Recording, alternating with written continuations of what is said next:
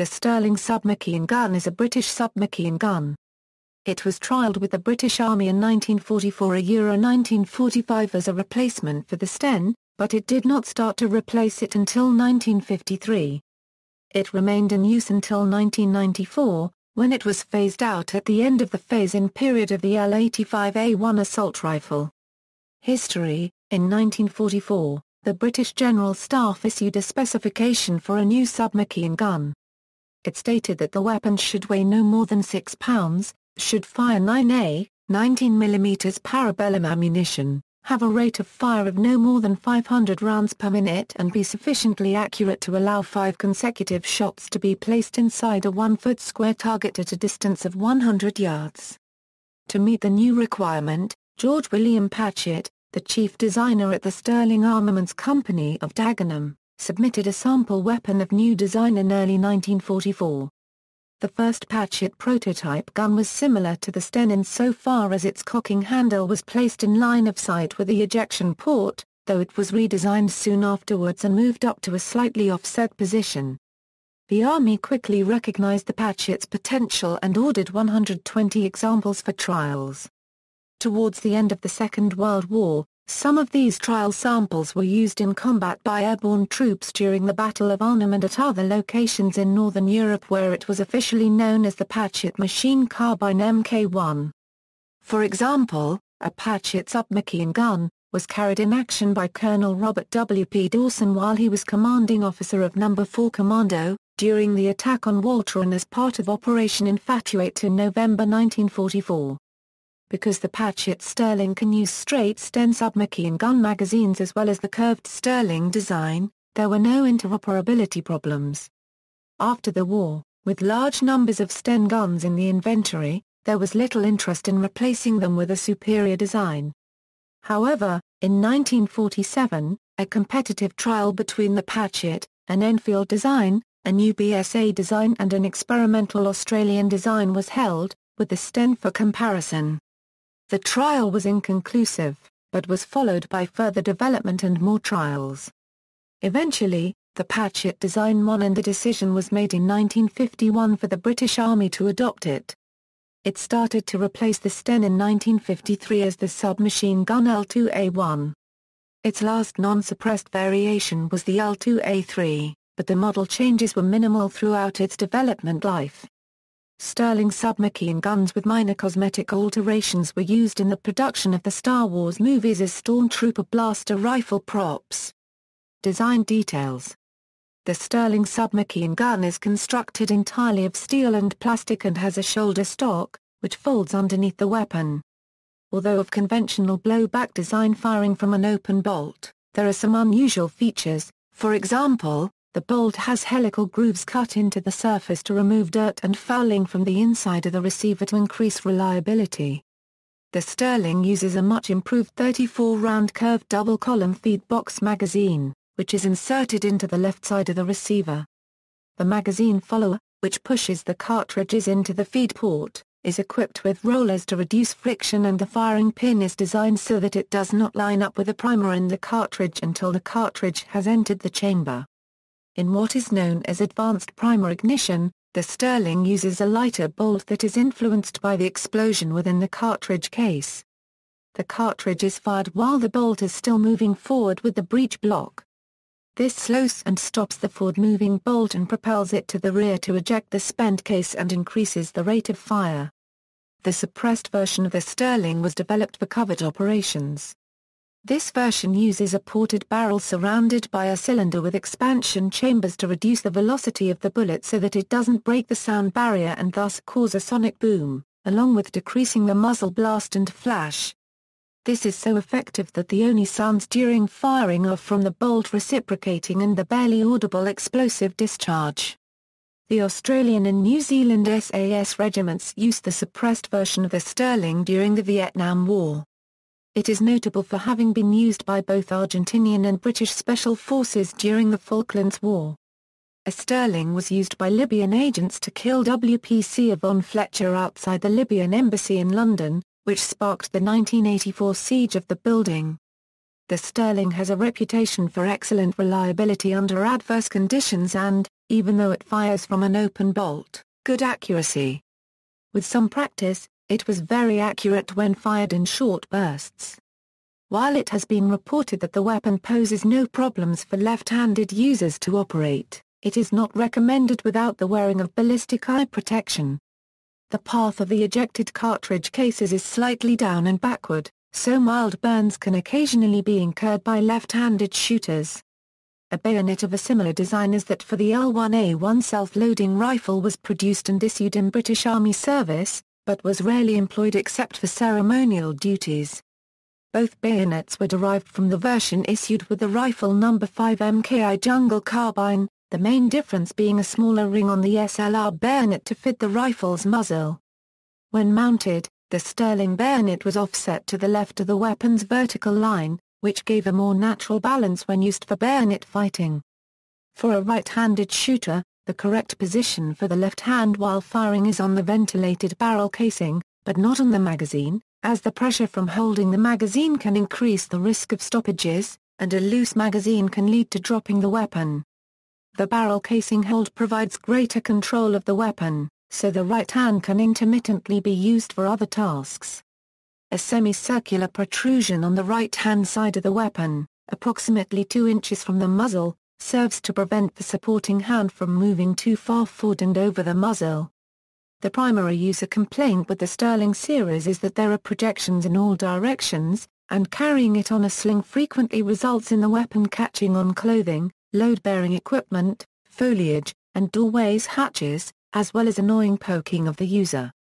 Manufacture. A total of over 400,000 were manufactured.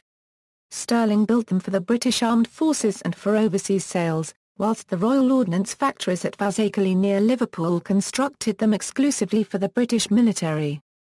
ROF no longer makes full weapons, but still manufactures spare parts for certified end users. A Chilean variant was made by FAMAE as the PAF submachine gun but was different externally as it had a shorter receiver lacking the barrel shroud. Canada also manufactured a variant under license, called the submachine gun 9mm C1 made by Canadian Arsenals Limited. It replaced the later versions of the Sten submachine gun from 1953 onwards. A similar weapon, the submachine gun carbine 9mm 1A1, is manufactured under license by the Indian Ordnance Factory at Kanpur, along with a submachine gun carbine 9mm 2A1 which is a copy of the L34A1 integrally silenced version. At the beginning of the 21st century, these two weapons were still being manufactured by ordnance factories bought and used by the Indian Armed Forces. Variants: British Army, unassigned, Patchet Machine Carbine Mark I, unassigned, Patchet Machine Carbine Mark I and Folding Bayonet, L2A1, adopted in 1953. L2A2, adopted in 1955. L2A3, adopted in 1956. Last regular version in service with the British Army. L34A1, suppressed version. Held in reserve by the British Army. Sterling Mark VI Police, a semi-automatic only closed-bolt version for police forces and private sales. A U.S. export version had a longer barrel to comply with Bureau of Alcohol, Tobacco, Firearms and Explosives regulations.